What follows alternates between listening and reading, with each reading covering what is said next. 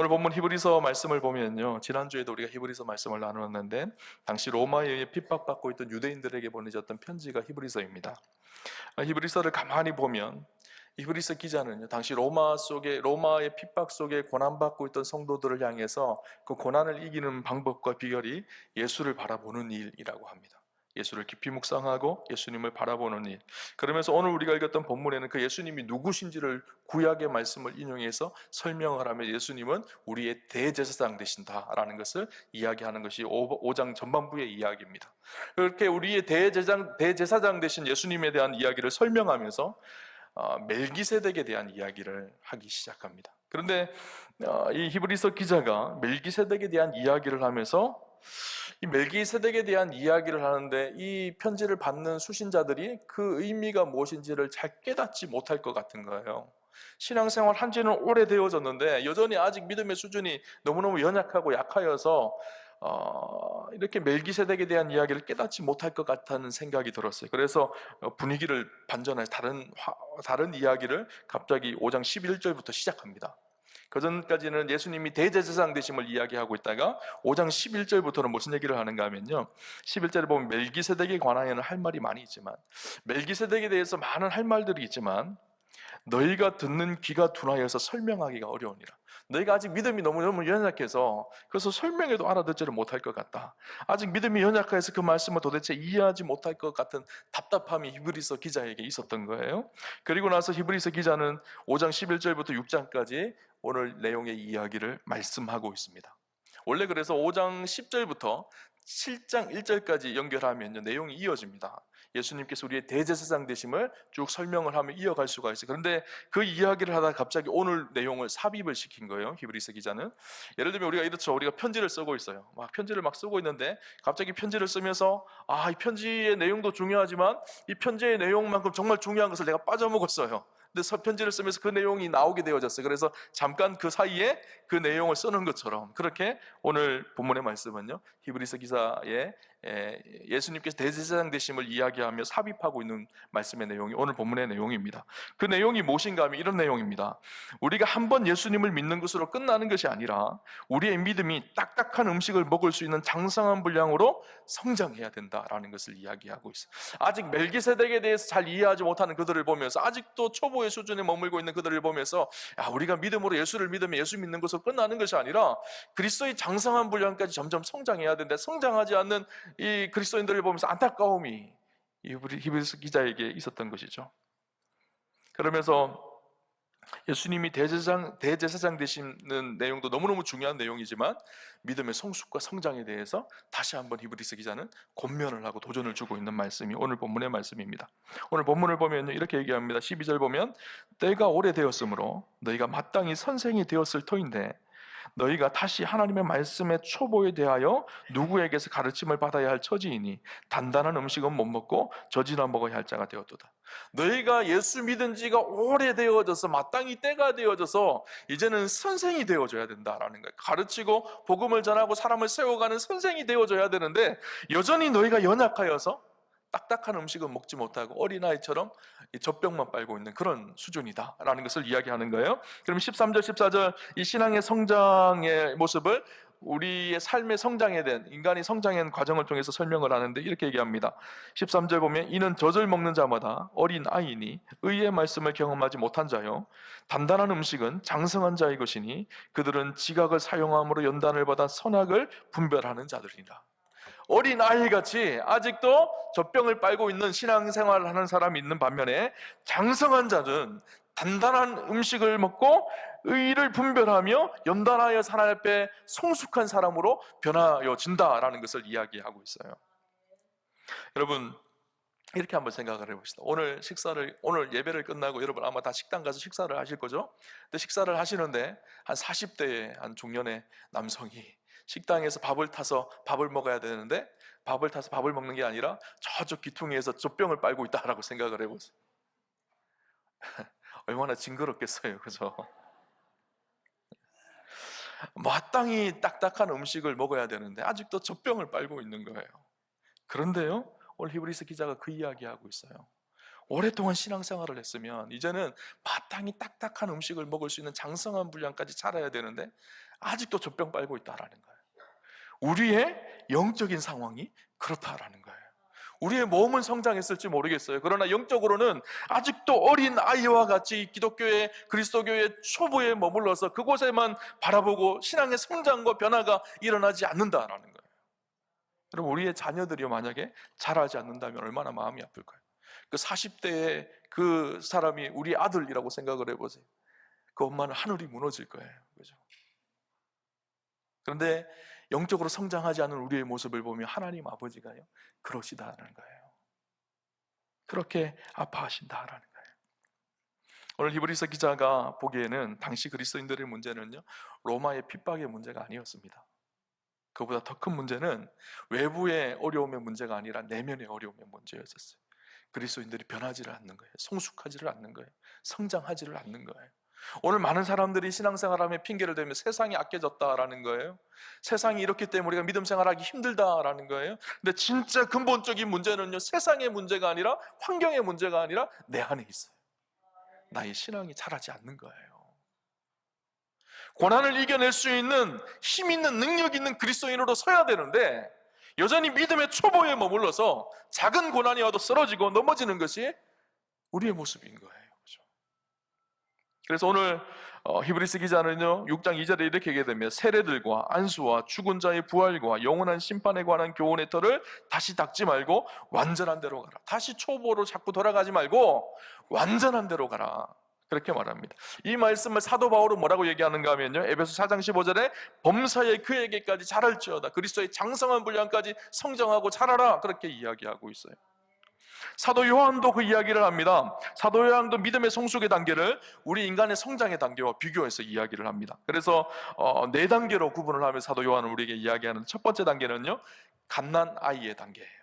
이 갓난 아이의 단계는 막 태어난 단계죠. 요한일서 2장 12절에 보면 자녀들아 내가 너희에게 쓰는 것은 너희 죄가 그의 이름으로 말미암아 사함을 받았습니다. 막 태어났어요. 죄 사함을 받고 이제는 거듭난 그리스도인으로 막 시작되어진 갓난 아이의 단계가 있다라는 거예요. 두 번째 단계는요, 아이의 단계입니다. 이 아이는 갓난 아이에게서 좀 자란 거예요. 그래서 요한일서 2장 14절에 보면 아이들아 내가 너희에게 쓴 것은 너희가 아버지를 알았으며, 이제 아이가 점점 자라면서 부모가 누군지를 인식을 하기 시작해요.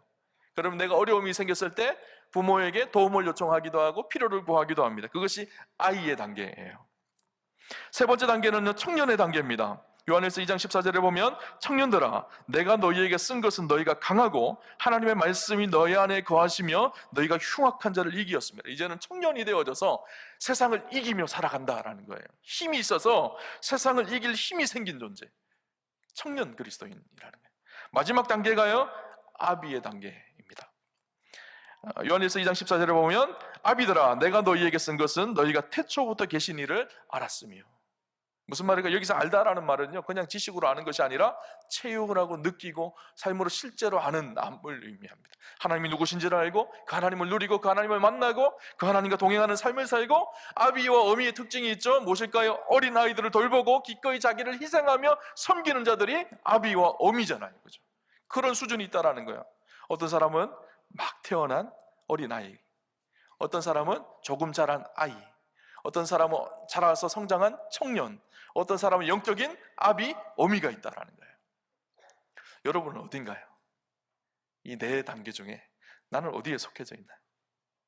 마땅히 10년, 20년, 30년, 아니 모태신앙에서 오래 신앙생활을 했으면 영적인 아비, 어미가 되어줘야 되는데 나는 아직 어린 아이 아닌가요?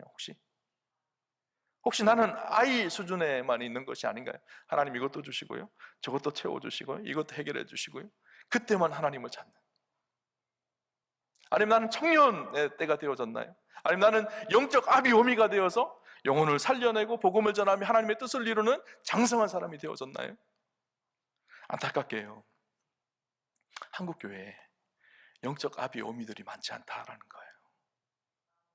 오랫동안 신앙생활을 해서 마땅히 그리스도의 장성한 분량까지 성장하고 자라야 되는데 여전히 믿음의 초보에 머물러서 어린아이처럼 신앙생활하는 사람들이 많다라는 것이죠.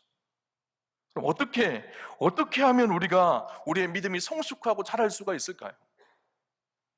오늘 좀 몇 가지를 좀 나누려고 합니다. 첫 번째는 무엇인가 하면 우리가 믿음이 자라지 않는 중요한 이유 첫 번째가 있습니다. 그것이 무엇인가 하면 우리의 신앙의 시작이 잘못되었기 때문입니다. 무슨 말일까요? 여러분, 옷을 입을 때 와이셔츠의 첫 단추를 잘 끼워야지 그 다음 단추를 낄 수가 있잖아요. 신앙생활도 마찬가지입니다. 처음 시작이 참 중요합니다. 처음 시작에 첫 단추를 잘 끼워야지 그 다음 단추를 잘 끼울 수가 있어요. 그리스도인의 처음 시작이 무엇일까요? 많은 사람들이 교회를 오는 것을 처음 시작이라고 합니다. 교회 오는 것이 참 중요하죠. 거기서부터 믿음이 시작되는 것은 사실이죠. 근데 진짜 영적으로 하나님 앞에 처음 막 태어나는 것은 무엇인가 하면요, 거듭남이라고 하죠. 회심이라고도 합니다. 예수님을 나의 구주로 영접하고 이제는 내 인생의 주인이 내가 아니라 그리스도께서 내 인생의 주인이 되어서 새 삶을 살기 시작하는, 그것이 태어남이거든요. 제사함을 받고 하나님의 백성이 되고 하나님의 자녀가 되는 그것이 시작입니다. 그런데 안타깝게요, 많은 사람들이 교회는 오지만 아직 시작을 안 하신 분들이 계세요. 오늘 히브리서 말씀에 6장 2절에 보면 이 믿음의 초보에 대한 이야기를 합니다. 믿음의 초보는 믿음이 시작되어졌다라는 거거든요. 그래서 우리가 믿음으로 시작되어지는 그리스도 안에서 거듭나는, 회심하는 5가지 아주 기본적인 신앙이 있습니다. 그것이 무엇인가 하면 첫 번째는요, 창조신앙이에요. 기독교 신앙은 여기서부터 시작되어집니다. 하나님께서 천지를 창조하신다는 거예요. 두 번째 신앙은 무엇인가 하면요, 우리 인간이 죄로 인해서 하나님과의 관계가 깨어지고 세상이 깨어졌습니다. 그 죄에서 우리를 구원하시기 위해서 예수님께서 이 땅에 인간의 몸을 입고 오셨습니다. 이것이 성육신 신앙입니다. 세 번째는 무엇인가 하면요, 그 예수님께서 우리를 위하여 십자가에 죽으셨습니다. 십자가 신앙이죠. 네 번째 신앙은 무엇일까요? 예수님께서 죽음에서 죽음의 권세를 깨뜨리고 죄의 권세를 깨뜨리고 다시 부활하셨습니다. 이것이 부활신앙이죠. 마지막 5번째는 무엇인가 하면요, 마지막 날이 되어지면 예수님께서 다시 이 땅에 오셔서 죄악된 세상을 심판하시고 하나님 나라를 완성하십니다. 이것이 무엇일까요? 재림신앙이에요. 오늘 이 5가지 신앙, 이것이 기독교 복음의 시작, 처음 예수 믿는 기독교의 초보, 본질을 의미하는 것이거든요. 오늘 나는 이것을 신뢰하고 이것을 고백하고 있는지를 보셨으면 좋겠어요. 죄악된 세상 속에 우리를 위해서 예수 그리스도가 인간의 몸을 입고 이 땅에 오셔서 우리를 위해 십자가에 죽으시고 부활하셨습니다. 주님의 그 놀라운 사랑과 은혜에 반응하는 것, 믿음을 열고 그분이 행하신 일들을 받아들이는 것, 이것이요, 거듭남, 회심이라고 합니다. 여러분, 이 믿음의 첫 단추를 끼셨나요? 예수 믿는다는 것은요, 교회에 자리만 앉아 있는 것이 아니라 예수 그리스도가 나의 구주 되심을 고백하는 것, 나의 주인 되심을 고백하는 것에서부터 예수 믿는 것이 시작되어지는 거예요. 안타깝게 한국교회에요, 아직 예수님을 구주로 고백하지도 못하는 많은 그리스도인들이 있다라는 사실이에요.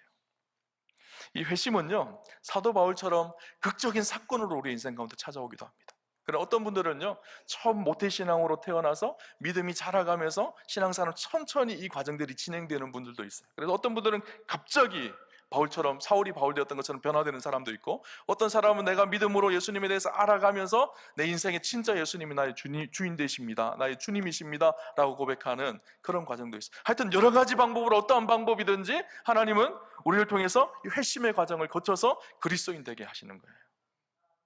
많은 그리스도인들이요, 그리스도인이지만 그리스도인답지 않은 첫 번째 이유가요, 이거예요. 진짜 주님을 만난 것이 없거든요. 이런 그리스도인을요, The Almost Christian이라고 합니다. 영어로 하면, 우리말로 하면요, 명목상 그리스도인이라고 해요. 그리스도인 같은데 진짜 그리스도인은 아니라는 거예요. 생활의 패턴을 보면 교회도 가고 신앙생활도 하는 그리스도인 같은데 진짜 아직 그리스도인은 아니라는 거예요. 근데 놀라운 통계를 봤습니다. 작년 2023년 11월에 목회 데이터 연구소에서 나온 한 통계자를 보니까요, 한국 교회의 명목상 그리스도인들이 몇 %가 되는가 하면 39.5%라는 거예요. 그럼 몇 명이죠? 10명 중에 4명은요, 아직 그리스도를 알지 못하고 예수님을 영접하지 않은 그리스도인들이 그렇게 많다라는 것이죠. 이 자리에도 아마 분명히 있으실 것입니다. 시작하지를 않았어요. 아직 믿음으로 산다는 것을 시작하지 않은 것이죠. 심각한 문제가 생겼어요. 시작하지 않는데 어떻게 잘할 수가 있나요? 아직 태어나지 않았는데 어떻게 성장할 수가 있나요? 입학하지 않았는데 어떻게 졸업할 수가 있나요? 시작해야 되잖아요. 그죠? 웨슬리 유비긴이라는 영국 선교사님이 계십니다. 이 선교사님이 인도로 선교사로 파송을 받아서 35년을 사역을 했어요. 35년을 사역하고 나서 조국 다시 영국으로 돌아왔습니다. 근데 영국에 돌아와서 깜짝 놀랍니다. 아니, 그 당시 35년 전에 선교사로 파송을 받았을 때는 영국 교회가 부흥하여서 많은 선교사님들을 보내는 그런 교회였는데 영국 교회가 쇠락의 길로 접어들어서 교회는 텅텅 비고 전부 다 영국 사람들 이야기하면 나는 그리스도인이라고 이야기하는데 진짜 믿음으로 살아가는 그리스도인이 다 사라져 버린 거예요. 명목상 그리스도인들만 남아버린 것이죠. 그래서 이분이 이제는 영국이 선교하는 나라가 아니라 선교를 받아야 되는 나라로 바뀌어졌다는 것을 한탄합니다. 그러면서 그분이 다니면서 강의를 하고 설교를 하면서 그분이 주장했던 새로운 교회 운동이 일어나기 시작했는데 그것이 무엇인가 하면 선교적 교회 운동입니다. 미셔널 처치라고 하죠. 한국 교회도 요즘에 선교적 교회 운동이 막 일어나기 시작합니다. 왜 그럴까요? 영국 교회의 길을 따라가고 있거든요. 우리가 교회가 새로워지고 변화되어지고 그 시작은 우리가 회심하는 일에서부터 시작되어집니다. 우리의 삶이 그리스도 안에서 복음 안에서 변화되어지는 일에서부터 시작되어지죠. 문제는 많은 사람들이 아직 거듭나지 않았다라는 거예요. 두 번째는요, 우리의 신앙이 성숙하지 못하는 이유가 있습니다. 그것은 무엇인가 하면 성숙의 최고의 적이 뭔지 아세요? 자기중심적이고 이기적인 신앙의 행태 때문입니다. 어린아이들의 특징이 무엇일까요? 어린아이들의 특징은요, 지극히 이기적이고 자기중심적인 것이 어린아이의 특징입니다. 그런데 우리가 그렇다라는 거예요. 우리의 신앙생활의 행태가 그렇다라는 거예요. 하나님 불 좀 꺼주세요. 하나님 이것도 해주시고요, 저것도 해주셔요. 어린아이 수준에 머물러서 계속 요구하고 요청만 합니다. 마치 요술램프의 지니처럼 하나님을 생각합니다. 쓱싹쓱싹 문질면 지니가 짠 하고 펑 하고 나타나서 문제를 해결해주고 쑥 들어가요. 신앙생활 할 때도 마찬가지입니다. 문제가 생기면 기도합니다. 그러면 짠 하고 나타나서 그 문제를 해결하고 하나님은 짠 사라지는 줄 알아요. 아니에요. 어린 아이의 수준의 믿음의 수준인 거예요. 그 특징이 무엇인가 하면 자기중심적입니다. 이런 신앙을 뭐라고 하는가 하면요, 기복주의 신앙이라고 합니다. 세상의 복을 따라서 신앙생활 하는 거예요. 이런 사람들의 특징이 뭔지 아세요? 하나님을 자기의 도구로 이용하려고 하는 것뿐만 아니라 옆에 있는 우리의 신앙의 동역자들도 자기의 도구로 자기의 유익을 위해서 이용하려고 해요. 그래서 어린아이들이 가득한 교회는요, 늘 싸우고 늘 다투고 늘 분쟁합니다. 여러분, 숫자가 많아졌다는 것이 결코 좋은 일이 아니에요. 어린아이들만 가득 차면요, 그 교회는 풍지박산 나는 거예요. 성숙한 그리스도인들이 믿음 안에서 살아서 영적 아비 어미가 되어지는 믿음의 사람들이 가득한 교회가 좋은 교회인 것이죠.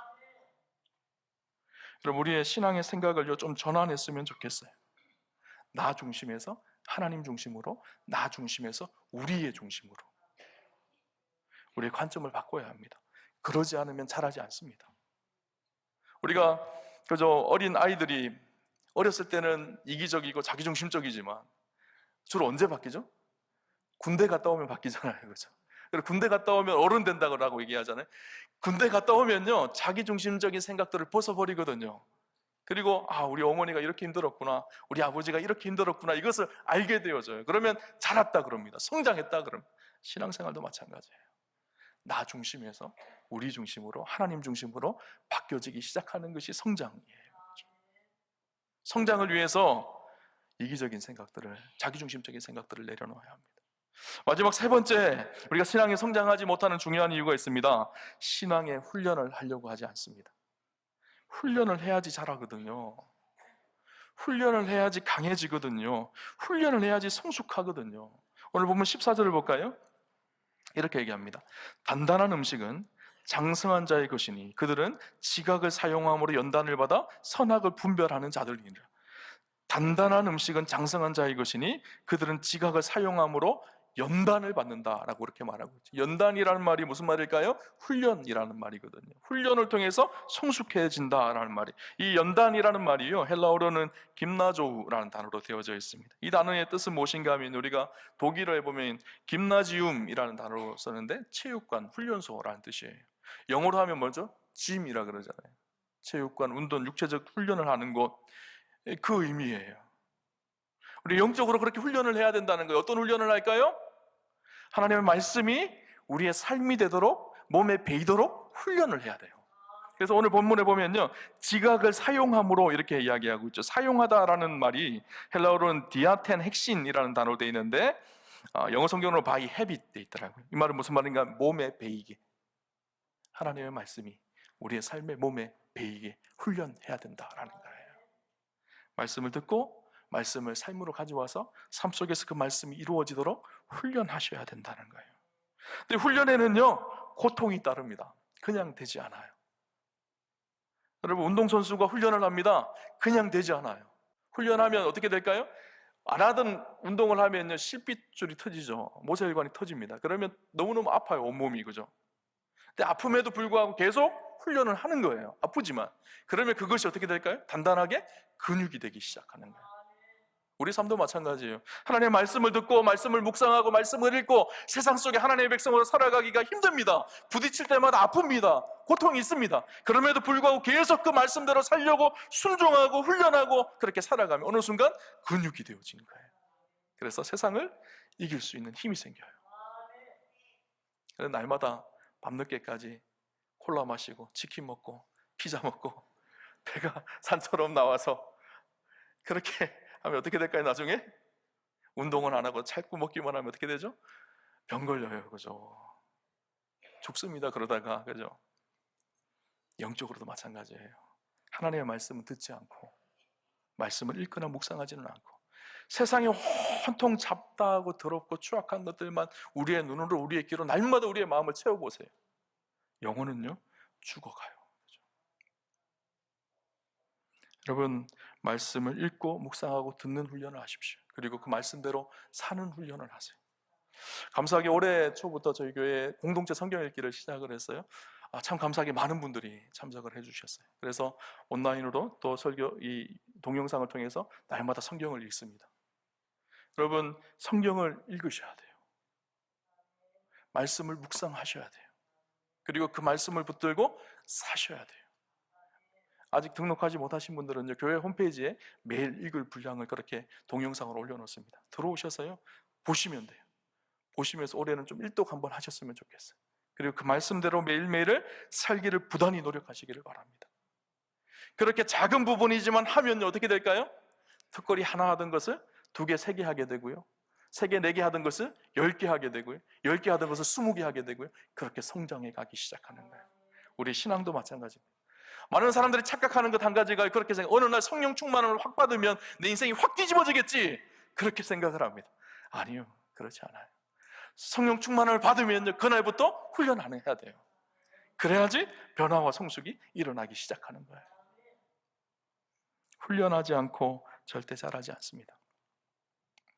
우리 우암교회 여러 훈련 과정들을 좀 준비하고 기도하고 있어요. 우리가 우암 가족 성경 공부가 있고 그 다음 단계를 기초 훈련 과정을 세우려고 합니다. 그래서 말씀과 기도로 이 세상 속에서 우리가 그리스도인으로 어떻게 풍성한 삶을 살아갈지 5주 정도로 나누려고 하고요. 그리고 나서 그 과정이 끝나면 13주 동안 1:1 성경 공부를 할 수 있도록 그런 과정들을 준비하고 기도하고 있습니다. 여러분, 교회 훈련 프로그램이 생기면요, 들어오셔서 많이 훈련하셨으면 좋겠어요. 뿐만 아니라 여러분이 개인적으로 기도하고 말씀을 보고 읽고 묵상하고 말씀대로 사는 훈련을 끊임없이 하셔야 돼요. 그래야지 진짜 성장과 변화가 일어나게 되는 것이죠. 저는 우리 우암교회에 영적 어른들만 가득하셨으면 좋겠어요. 아니, 영적 어린 아이들도 와서 우암교회 공동체 안에서 영적 어른으로 성장해가는 공동체가 되었으면 좋겠어요. 그래서 하나님 앞에 진짜 기쁨이 되는 그런 우리 우암교회가 되기를 주님 이름으로 축원합니다.